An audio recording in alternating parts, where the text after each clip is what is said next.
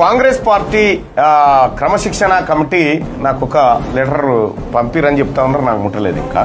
సరే వచ్చిందని అనుకుందాం. షోకాజ్ పదవులను అనుభవించి పార్టీని తిట్టుకుంటూ పార్టీలో ఉన్న నాయకులను తిట్టుకునేటువంటి వ్యక్తులకు షోకాజ్ నోటీస్ లేదు. ఎందుకంటే వాళ్ళు అప్పర్ క్యాస్ట్ కదా. మా బీసీ వర్గాలకు సంబంధించినటువంటి లెక్కలు తారుమారు జరిగినాయి అని ఒక వర్గ ప్రయోజనాల కోసం నేను ఆ వర్గాల నుంచి వచ్చినటువంటి బిడ్డగా నేను మాట్లాడితే నాకు షోకాజ్ నోటీస్ ఇచ్చి, సరే కాంగ్రెస్ పార్టీకి రిప్లై ఇస్తానా, ఏం చేస్తానా, వాళ్ళు ఏం చేస్తారు, వీళ్ళు ఏం చేస్తారు అనేది చూద్దాం. కానీ ఒకటై చెప్తా ఉన్నా, ఈ తాటాకు చప్పుళ్లకు తీన్మార్ మల్లన్న భయపడేటోడు కాదు. అర్థమైందా? మీరు ఆ క్రమశిక్షణ కమిటీ మీ దగ్గర పెట్టుకున్నప్పుడే, మీ వర్గాల దగ్గర పెట్టుకున్నప్పుడే మా వర్గాలకి ఏందో అర్థమైంది. ఒకటైతే గుర్తు పెట్టుకోరి, వీటితోటి బీసీల వాయిస్ నడుస్తాం, బీసీ ఉద్యమాలు లేకుండా చేస్తాం అనేటువంటి పటాపంచలు చేసుకోరి. ఎందుకంటే ఇక్కడ తీన్మార్ మల్లన్న ఉన్నది ఈ తెలంగాణ రాష్ట్రంలో ఉన్నటువంటి 60% పైచిలుకున్నటువంటి బీసీల హక్కులు మాకు ఇంపార్టెంట్.